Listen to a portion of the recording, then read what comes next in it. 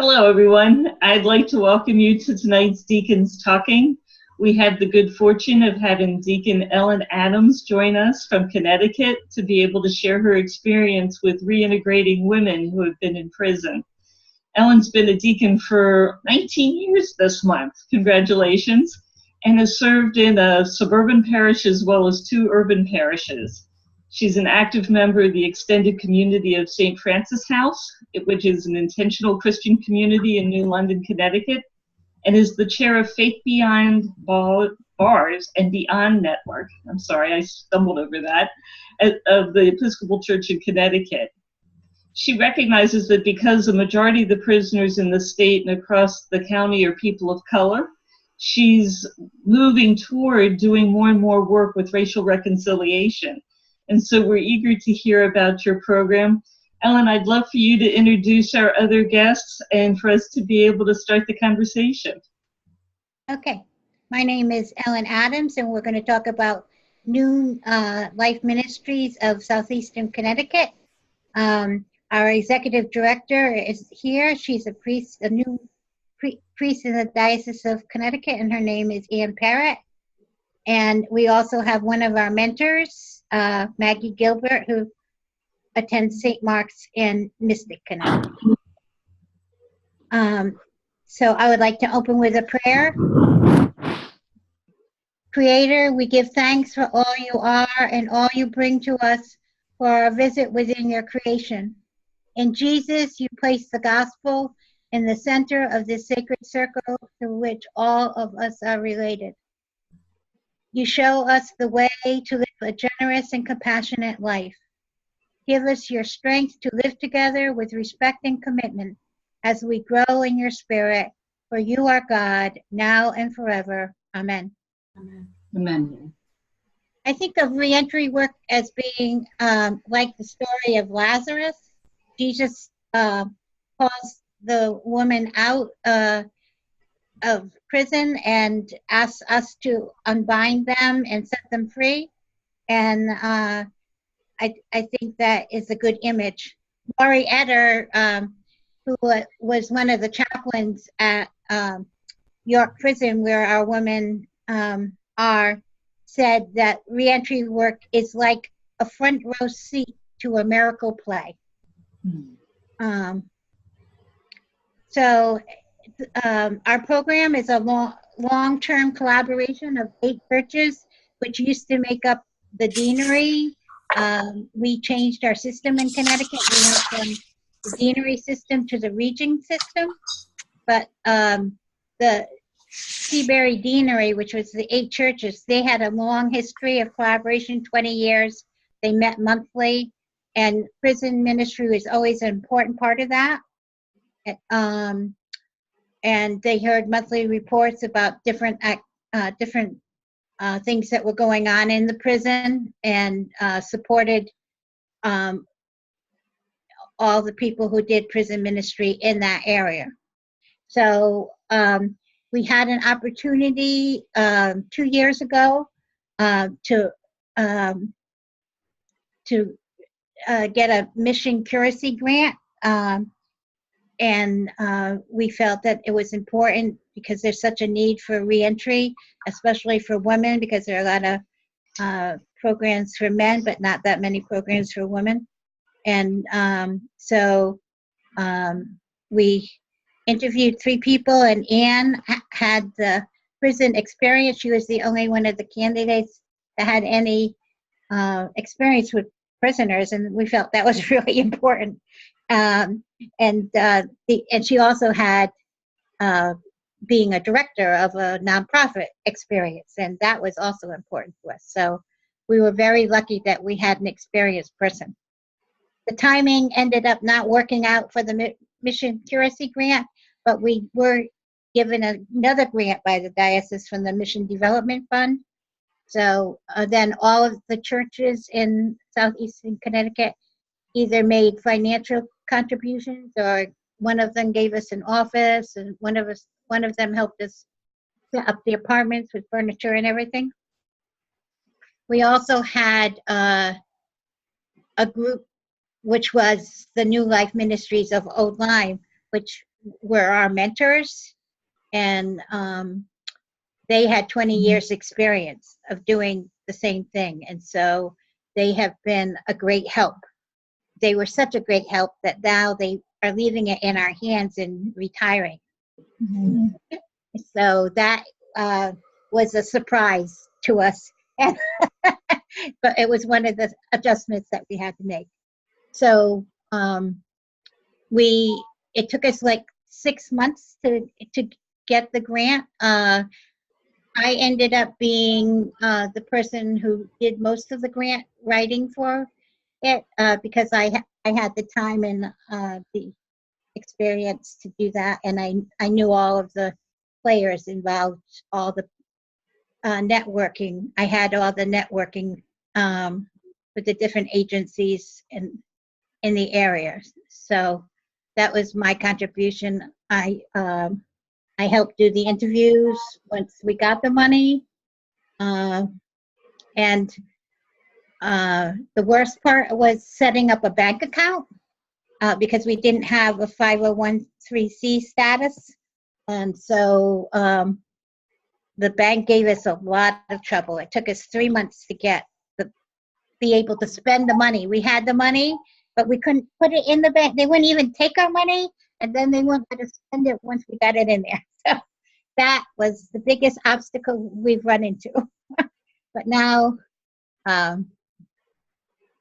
we're changing banks. But the other obstacle was now we have, because the other group is giving us their funds, we have to find a way to put the funds together. So, but we offer, we have 2 apartments. We were going to have 1, but because New Life Ministries joined us, we have 2 apartments. Right now we have 3 women in the apartments. We offer them the housing and food and help with transportation.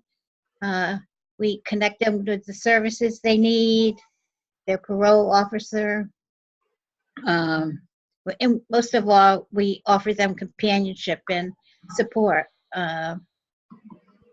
So I'm going to ask Ann to talk a little bit about how the women get to us, and then what their responsibilities are. Our responsibilities are to support them and provide them with the basic necessities in the time they need for a new life. Ann, what do the women bring?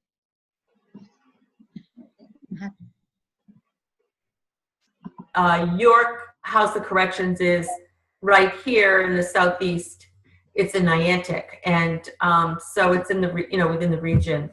And so there are counselors inside York who are always looking for a place for the folks they serve to have good housing. And right now, there isn't much to choose from other than sober houses or us. I'm not sure of any other sort of private nonprofits, but sober houses work sometimes, and a lot of times they don't work. It depends on how they're set up. So a lot of the women go in and the staff is sketchy, and there's no consistency. So some of the heads of these houses sometimes are using themselves, so it can be a disaster. So more and more, they're looking for the kind of house that we have. So they will come to a meeting, these counselors will come to a meeting, and they will say to us, I have a couple of women I think might be good for your program. So what we do is we get the background information, we ask the prison if we can then come in and interview, a professional visit it's called. And then what we do is we sit down with them and we get their story. Mostly they're in there for drugs and alcohol.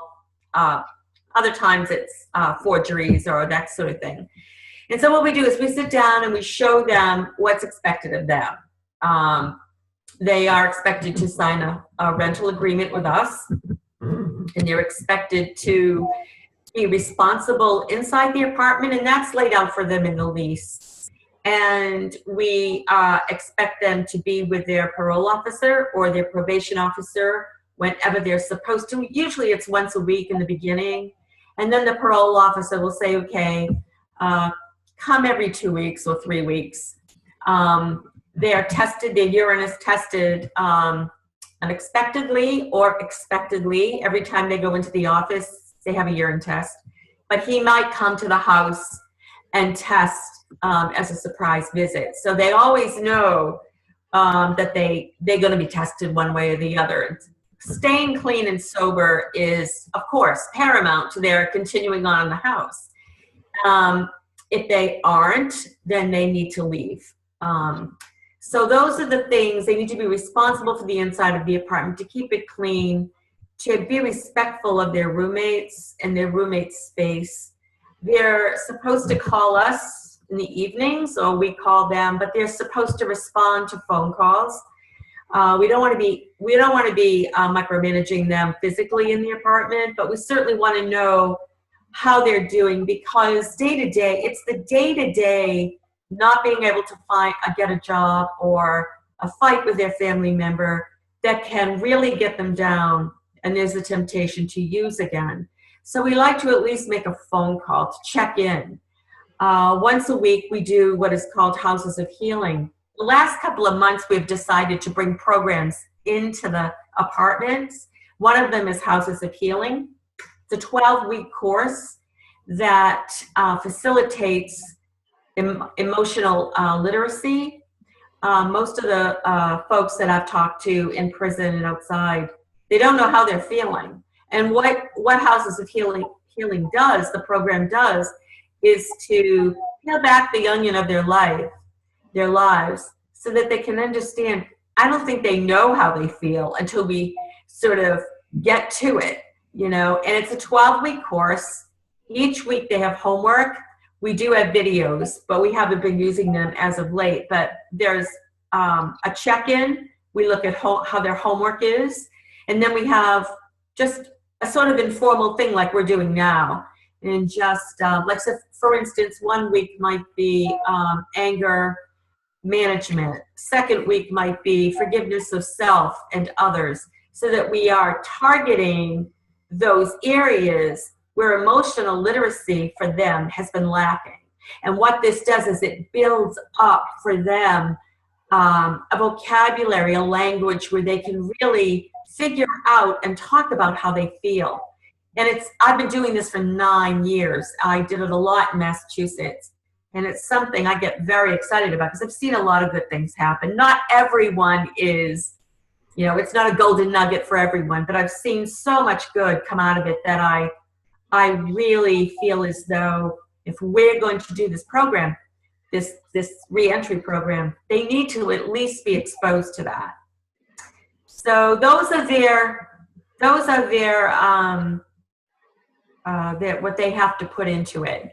And they have to look for work, and we check up on that. Some of them, they don't have a good reading level, or they're ashamed, or never going to find anything. So we try to encourage. We try to role model. If other women in the program have got jobs, it kind of gives them a boost. So they do need to look for work. We try to get them to be as independent as possible. And I always say it's a balancing act. If we leave them alone too long, then that's really not good. But we don't want to, like I said before, micromanage. So it's this balancing act of promoting independence without having them just go off and do whatever. So it's always a learning experience for us. One of the reasons why we started Housing for Healing was when we started the program, when we started thinking about doing the program, there were programs in the prison that did the same type of work for Houses of Healing. So there were more the women that had done that work already, and that were more ready for a program like ours. But those programs, for various reasons, stopped, and And because now the sentences are apt to be shorter because they're trying to get the people out of the less people in prison, and so they're making the sentences shorter, but that doesn't give the women time to do the work they need to start a new life. And so the houses of healing is helping them to do that.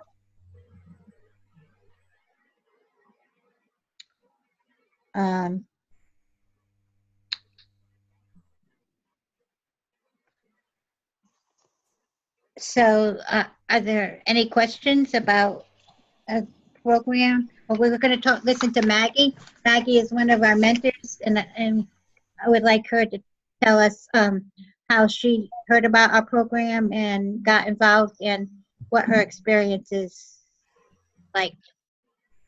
Sure. I actually started off with the inside the prison with the Chrysalis program that it was called Daybreak, and Valerie Dixon, who was the chaplain there at the time, had created. And I was partnering, I was driving with a woman from church that when the program was no longer available at York, I had mentioned to this woman, I said, gee, I really miss going into prison. I miss working with the women because I did it for 2 years. And it was just so rewarding to see how they blossomed and how they unwrapped themselves, or how they became unwrapped. And she said, well, come to Faith Behind Bars. So I started that, and then I met Anne, and Anne said, whoa, maybe you'd like to be a mentor. And I went, yeah, I can get back into doing this. And of course, it's outside, but it's wonderful. I love being a mentor. It's the hard thing about once a week in the prison, we were there as prayer partners. There was no follow through. There was no follow up. You worked with these women for 6 months, but it was just once a week. And there were so many times I wanted to ask, well, how are you doing? What's going on? How did this resolve or whatever? And so now, working with these women, you can text, how's it going? Did whatever resolve? And it's just lovely to be a part. They open themselves up to you, and that's just such a beautiful thing to be able to be with somebody in that kind of a vulnerable position state. And of course, as Anne always says, we are on our paths to healing too. We have never stopped growing and healing. And we are also vulnerable to the women, which I think really helps facilitate their looking inside themselves, that it's a very safe place for them to grow. Yeah. We have to make sure that they know that we're, like Maggie said, on our road to recovery. When they're doing the program, we're doing it. There's no teacher, student. This is a facilitation, and we're just right there with them. We are on equal par with them. And that, for me, elicits trust, and it also provides them with dignity and feeling respected. Mm-hmm. Mm-hmm. We've got some questions coming in from folks that are participating online. And I'd love to get a little more context about the women that you're working with. One of the questions is, what kind of skills are the women being taught in prison? So what do they come out with, or are they coming out with anything? Another is asking, are they being released into the same community that they have left? In other words, are they going to be with people that they knew before, and what happens with that part of the transition as well? So we don't take anyone that has lived in our area. We take people that have come from a different area because we do feel that going back and having that influence nearby does cause problems. Yeah. And so we do try to take people that are from a different area, but they do have contact with their families, a lot of them. They come just like everything else. They come with different issues and different educational levels. We have one woman that doesn't have her GED. We have another woman that's working already. We have one woman that has health issues, and we've had a woman that was on Social Security and retired already. So they, most of them have had, were in there because of some drug addiction related problem. I think that from my perspective, I've worked in prisons for 9 years. All of it has been with men. This is the first time I've worked with women. I believe women are very underserved. I've seen great skill building going on with men. I think, I've heard that some of the women, well, they're working on their GED. There's a dog training program on the campus of the prison, but it really doesn't benefit them at all when they get out. So I'm not sure how, what that's really doing for them, although I think it's a wonderful opportunity for them to at least, be involved in something that they really love, and animals can be very healing. But in terms of, the other prisons have had workshops and barber schools and those kinds of things. I think it's terribly lacking at York anyway. I could be wrong. But I would like to see more of that. There's legislation going on right now where the barber schools in Connecticut are being funded, but now with the budget cuts, I'm not sure. So people are thinking about it. Lucy's writing a few questions that are showing some comparisons between what's going on in Vermont and what you're describing in Connecticut. Lucy, can I invite you to describe a little bit about what's happening in your context to see how it compares? You need to unmute. Okay. Gotcha. All right. When someone joins a COSA, they do it by choice. Most of those who are being released and are eligible for COSAs, which I assume are also in Connecticut. I don't know. I'm not familiar with what COSA is. Okay, a COSA is a circle of support and accountability. Oh. So when someone is due to be released, and 80% of those who are being released are men, and most are sexual offenders.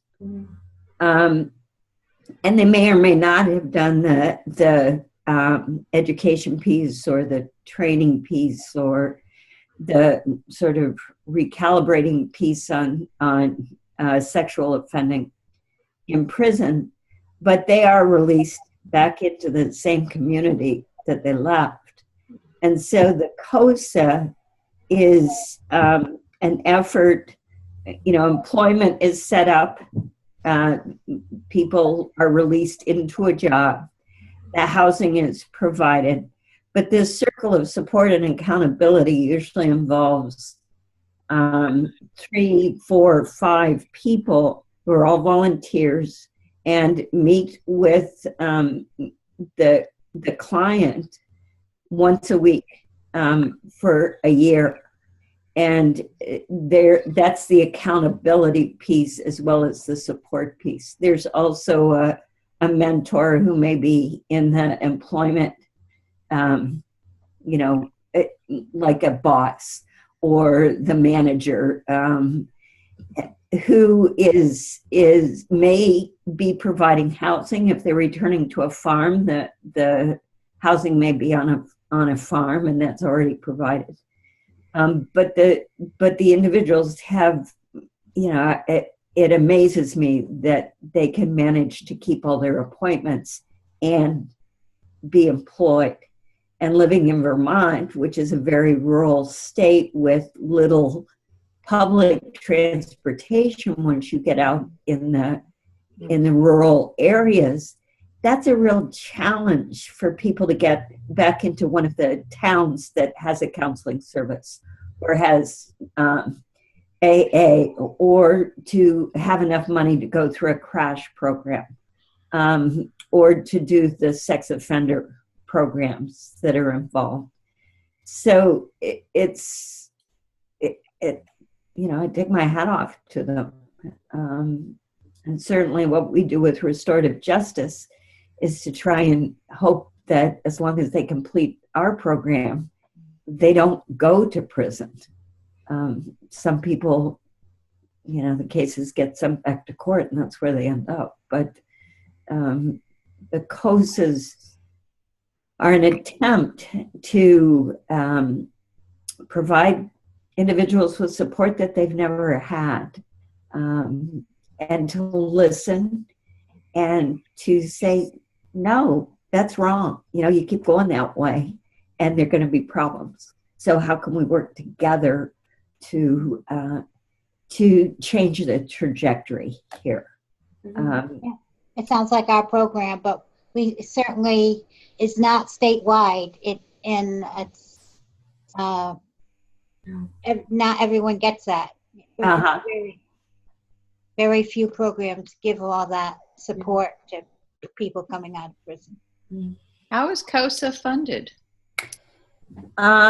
Well, we're all volunteers, and the 4 or 5 people who meet with the individual are all volunteers. Then there is a probation officer or a supervisor or mentor who must be funded by the restorative justice, wherever that money comes from.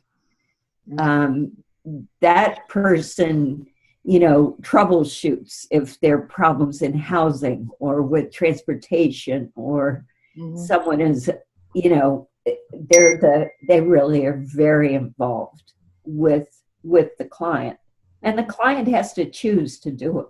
Yes, of course. There are people who say, no, I don't want any part of that. And part of it is, of course, like with your program, the individuals are struggling to make their own decisions and make healthy choices without the boundaries that prison automatically sets in place. The bigger cities, which are a lot smaller than the cities in Connecticut. For sure. But I think the Burlington area has 7 or 8 COSAs going simultaneously, all with different volunteers. Montpelier is where it started. There's some in Barry. There's some in St. Albans. There are a couple in Rutland. So, it's a program that we're trying to support. Cool. But the idea of having people in a community, in an apartment, and certainly it might be easier perhaps for women to adapt to that kind of communal living than perhaps some of our guys who are working on farms and things like that. Just because of hours, for one thing. Just wondering. Sounds like a really good thing to bring up to the restorative justice group. And how many women are in the prison in Vermont? Yeah. I wish I knew that answer. I just know the statistic that 80% of the people who are eligible for COSAs are men, and most of those are sexual offenders. Wow. So, and I probably have a string of other issues as well, but that's what most of them are being released on. One of the hopes with this program, Deacons Talking on the Road to Emmaus, has been to be able to allow for cross-fertilization, where we can learn from each other and gain wisdom about the different things that are happening. so that others might be able to learn from and replicate things that are appropriate in their context based on what they've learned here. So it's really wonderful to be able to see the similarities and differences of what's going on in Vermont and in Connecticut. We also have a comment from Catherine in Connecticut, who's talking about the Sisters of Mercy in Burlington that are very active with the COSAs for women up there. So there's a lot of different ways we can benefit from these kinds of discussions.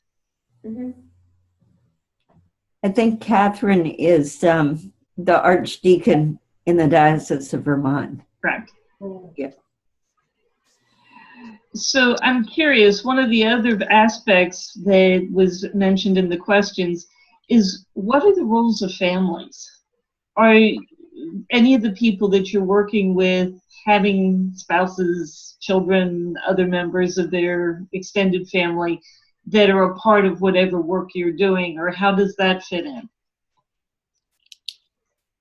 So they're not allowed to have visitors at the house.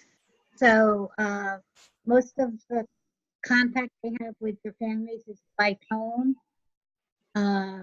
Once in a while, someone will come from the family and take them out for a meal or something. And one of the ladies was given a car by her family, so she has a car. So she's the person that has the job, so that she can get to work and home again. And the family issues are a big emotional thing, because a lot of them have children, and the children are being raised by another family member, or a sister, or a mother, and they, want to take over the role of being parents the minute they come out of jail, and the children don't want that, and the people taking care of them don't want that. So that's part of the emotional problem that they have to deal with, is the family relations and how they're going to be a part of their children's lives and still give their children the stability of having someone else raise them until they're on their own feet. One of the things that we've talked about doing is bringing in a volunteer social worker or other expert to talk about family dynamics.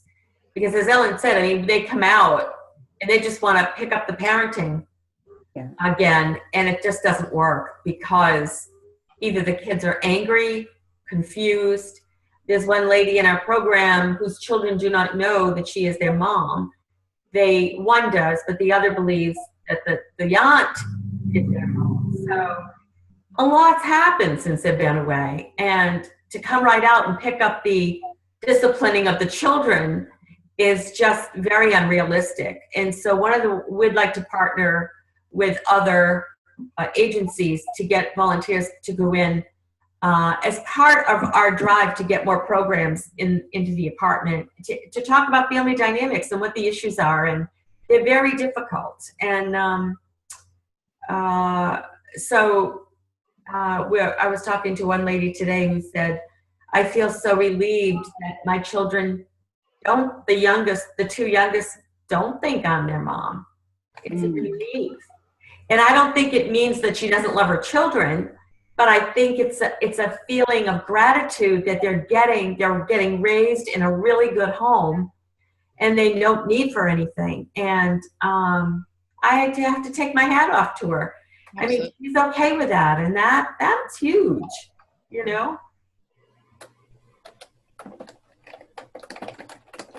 I'm curious on the other side. I mentioned earlier that I've been working with a group that is providing support for children who have a family member that's incarcerated. And as we were trying to decide what we wanted to do in terms of prison ministry, one of the reasons why we focused on children, knowing that they had a great need, was that we also knew that there's oftentimes stigmas associated with working with the person who is incarcerated. And I'm curious, especially Maggie, from your perspective, how is it to be able to be a mentor, to be able to find other people meant to help support as a mentor, as a volunteer, knowing that there's oftentimes a lot of assumptions, many that aren't valid, that keep people from being active in supporting people who have been incarcerated? That's a difficult question for me to answer because everyone that I know is very involved and supportive. So maybe I'm not getting the word out enough. You know, maybe I'm not talking to enough people. That's a very good point. Ellen and Ann, have you had challenges recruiting mentors because of the whole stigma of incarceration, or is that not an issue? I think that one of the great things and why the program has had so few bumps is because there has been this group of people that have worked with the women's prison for a long time, Okay. and that the people have heard about the work in the women's prison. One of the other deacons set up a program where the children were given a book and a tape of their parent reading them a story. And so I think that program is still going on, even though I don't know if she's involved or not. I sent her an email and asked her, but she didn't get back to me. But there's been a lot of activity. A lot of people were prayer partners in the program that Maggie talked about, in the Chrysalis program and the Daybreak program. And that went on for, 7 or 8 years. So there's a lot of people. There are also people involved in the Kairos program. And that is a weekend program that goes into the prison and lets them know that they are loved and gives them a wonderful experience. So that hasn't seemed to be an issue. The only issue we're worried about is aging out. I think that's what happened to the New Life Ministry people is, they're in their 80s now. So, well, the Kairos, I was involved with that, 7 years ago for about 5 years. And then, unfortunately, we were not invited back in and got, a lot of people worked very hard and diligently to get us back in, and a new warden came to our first Kairos retreat since our hiatus, and he was so enthusiastic. He said, "I love this program. I don't know why you weren't in here." And I was actually able to talk to a woman who was going to be released, and I said, "Check us out, check New Life Ministry." So I think that's a way of getting, potential clients or women that we can mentor in our community. But Kairos is fabulous. I can't say enough about that. We see women turn around in 3 days. It's a 3-day weekend of it's love. It's listening and love, and that's what we do.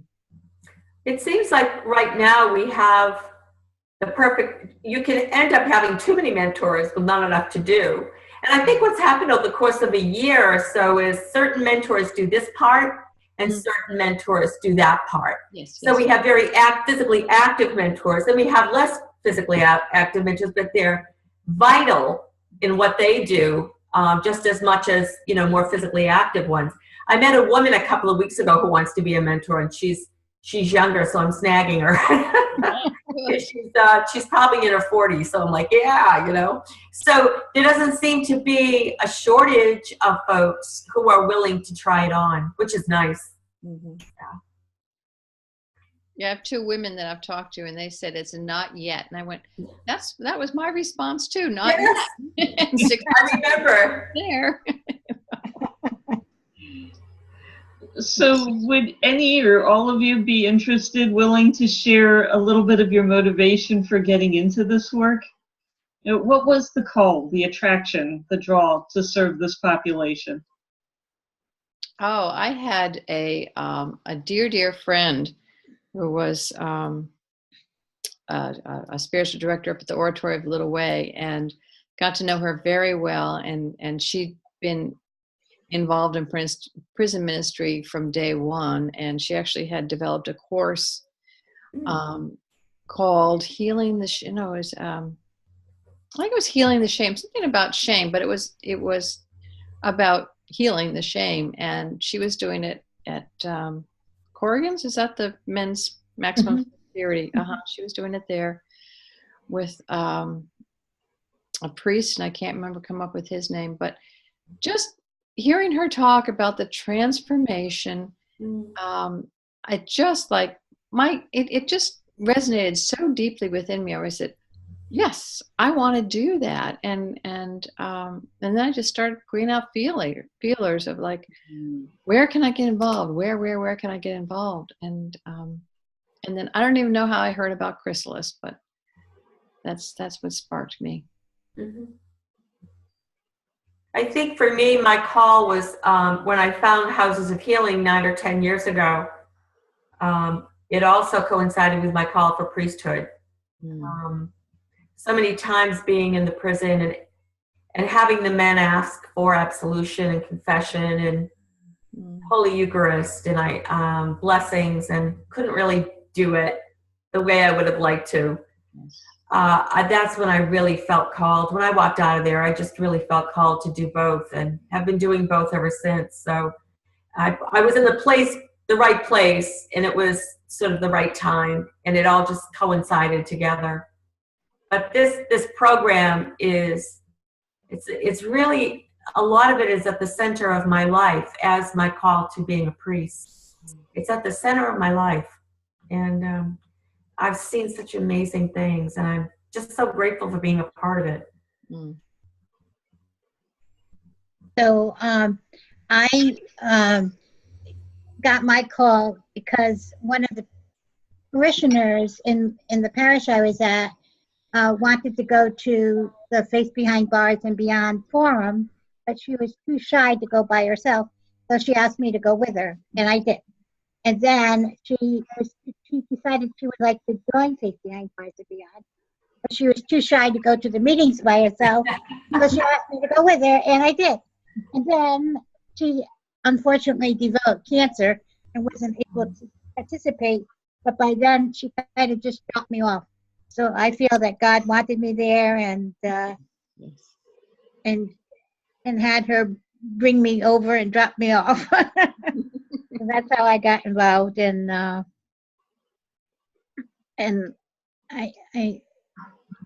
I'm really now I see the same ability to pass on that transformation that I was given when I was in my 30s. So even though I wasn't in prison, in some ways I wasn't free for sure, and I'm much freer now, and I'm happy and thanksgiving to pass that on to others. Exactly. Why, it makes all of that we've gone through worthwhile when you can help somebody else get through it and say, yeah, it can be done. You can do it.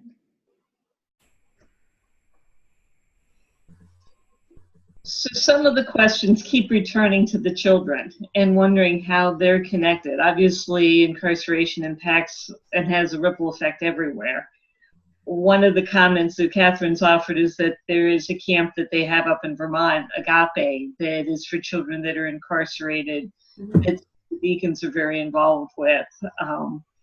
There's some questions about, are the kids still connected at all? Do you have any relationship? I know you said that they aren't part of the house, but are you working with other support agencies?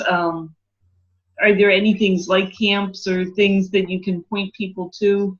How do you collaborate with others? We have been concentrating on the women themselves, and not on the children. There's one of the other parishes in the diocese that is right over the border from a women's prison in New York, and they that prison has a week's program for children of the incarcerated in St. Stephen's, Richfield, houses the children at night, and they spend the days with their parents at the prison, and their moms at the prison, and then St. Stephen's houses them and provides activities for them in the evening. A few years ago, I tried to get the director of Camp Washington, our camp, to maybe have camp for incarcerated people, but she did not think that it was possible. But there's a new director there now, so Yes. it might be something to explore. We also were trying to thinking of trying to do something about the visiting rules and visiting spaces where the children visit their parents, because we had one of our members was from South Dakota, and he had pictures of the visiting room, and they had murals, and they had a place where they could play with their children. They're not even, they may get to hug them when they come and hug them when they leave, and that's it. They can't even touch them in most cases. And they're really dreary, dark places, and it's not conducive to family coming to visit at all. So that is something that might be working on in the future. So I'm hearing some dreaming going on, and I'm curious, if money wasn't an issue, if you had an unlimited pocketbook, what are some of the things you would hope for the women that you work with and their families, in addition to a space that would be really conducive for them to be together?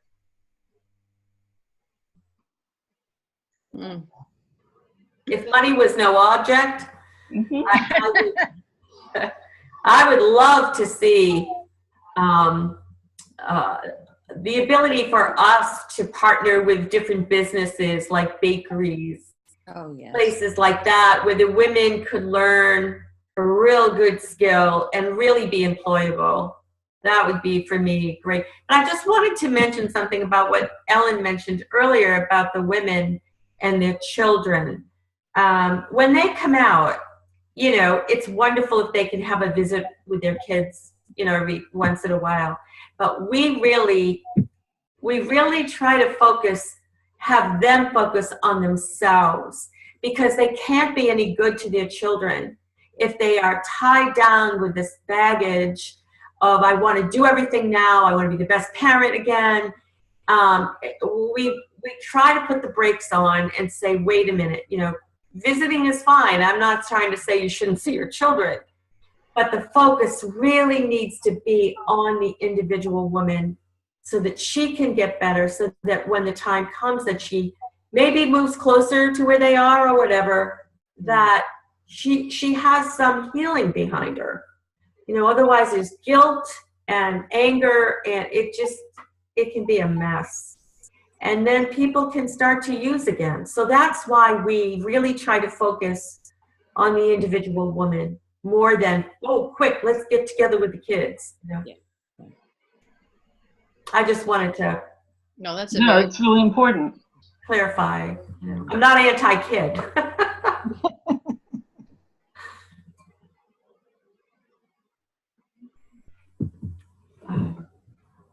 If you were to put together a how-to kit for somebody who's aware of the needs, especially of women coming out of prison, as you were, where there's not as much support and structure already in existence as there are for the guys, what would be that toolkit? What would you say are the set of things they need to get started? Well, they need housing, and they need the basics so that they can concentrate on getting their life back together and not have to worry about where they're going to live and where they're going to get fed. And so, we hope that they're with us for 6 to 9 months, but they may be with us a little bit longer than that. It depends on how long it takes them.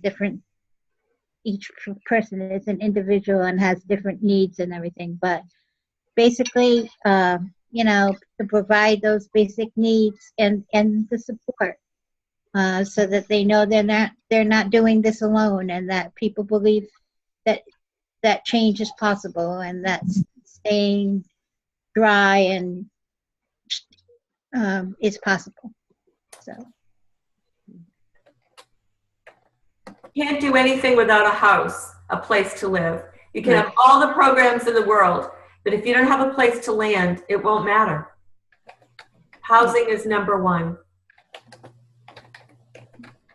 And so we don't own the house. We rent apartments. Mm-hmm. And we do stay under the radar as far as where those apartments are, because sometimes the neighbors are not so happy to find out they have ex-cons living in their neighborhood. Okay. Yeah. So are there other comments or questions out there in the field that we want to make sure we ask before we're out of time? I'd just like to make a comment, if I might. This has been great. This is Mary Bork speaking. We have a program here in Maine in the Augusta area for women coming out of the Kennebec jail. So it's a jail facility, not a prison. But some of the all of the issues you speak of are similar. But these women coming out so much quicker. This is one of our big issues that we have. We have a mentoring program with about 5 women in the program from various faith communities in the area, and we've been doing this for about 5 years now. Addiction is really such a difficult thing to develop relationships in a manner that quickly, so that we can develop that relationship, so that by the time they leave, we have that relationship, so that we can continue working with them once they leave the jail. So that's one of the big issues that we have. Did you lose me?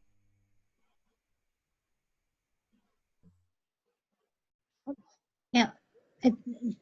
I think you lost me. No, we got you. Keep going. Yeah. Keep going. Okay, so that's one of the things. Housing is huge here, and I'm just delighted to hear about the programs that are familiar to me that you've mentioned, and I don't know whether you're familiar. There's another program in Maine called My Sister's Keeper, and that's the program that we model this program in Augusta upon. And we are a fiscal agent is the local Episcopal Church here in just outside of Augusta. So thank you. Yeah. Great resources. Sounds great. Yeah. Yeah, I've heard of that organization also. My Sister's Keeper. Yes. Yeah. Yeah. I wanted to touch on the opioid problem that is just a crisis, actually. But I'm seeing that, years and years ago, people were on heroin or some kind of drug, and then they would get arrested and go to jail, or go to prison or whatever for however long. And sometimes they'd do well, and other times they wouldn't. Today, what we have are people who don't have the same background as someone who grew up poor and mistreated and, got high to medicate themselves. These are people who are just having surgery and getting hooked on opioids, and some of them are doing time. And the problem right now is at a crisis level, and, I don't know what we do. Right now, there's legislation out for the drug companies to not be giving people opioids after surgery, but by giving them alternative drugs. And I know it doesn't sound like a big deal, but I think it is, considering a lot of the people across the country are over 50 who are getting addicted, and it's a crisis. I think we have to educate the doctors as well. The I had doctors? surgery and I said, Absolutely. I do not want anything addictive. That's I right. have an addictive That's personality. Absolutely. I said, just give me 4. And he Yeah. said no, and he gave me this prescription for 30. I said, okay, fine. Here, handed it to my husband. Give me 4. Yeah, yeah, exactly.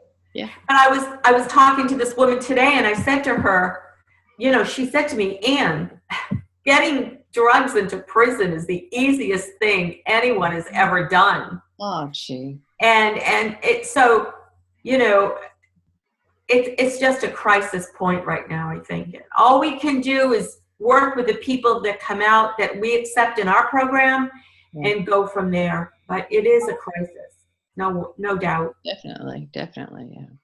One of the, I don't know, can you hear me? Yes. One of the issues here in Vermont is that there aren't enough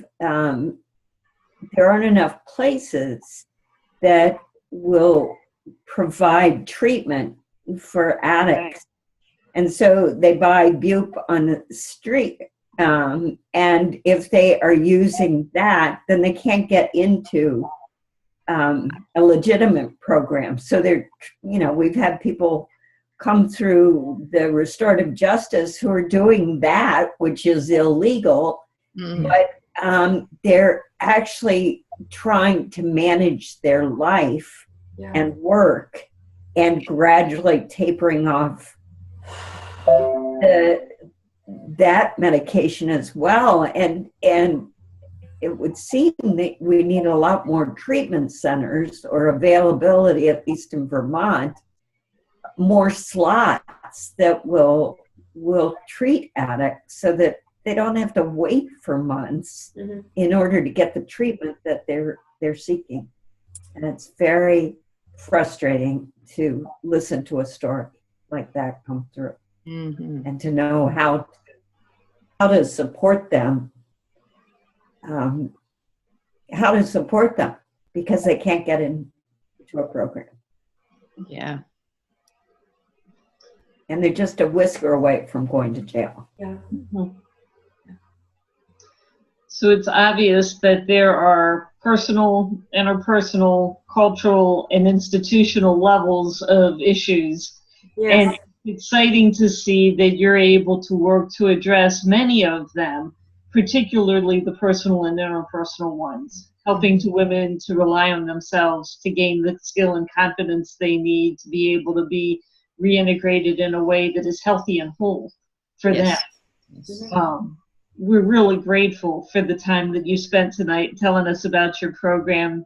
I'm sure you'd be available to folks that want to find out more.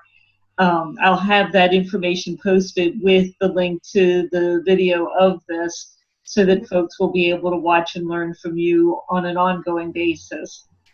This is a program called Deacons Talking on the Road to Emmaus. We've been very grateful, particularly, to have Deacon Ellen Adams share her story with Ann and Maggie, adding their perspectives.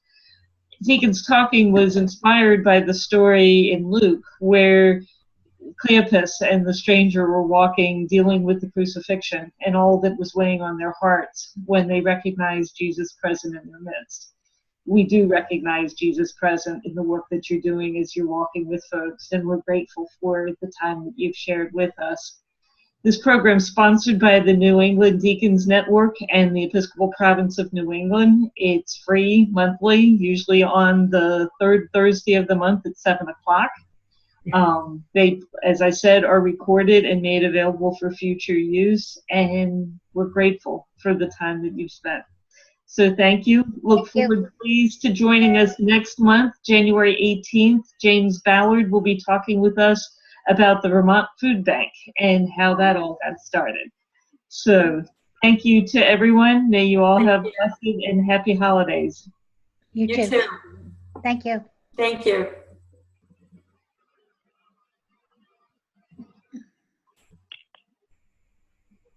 Thank you. Bye. Good night. Good night.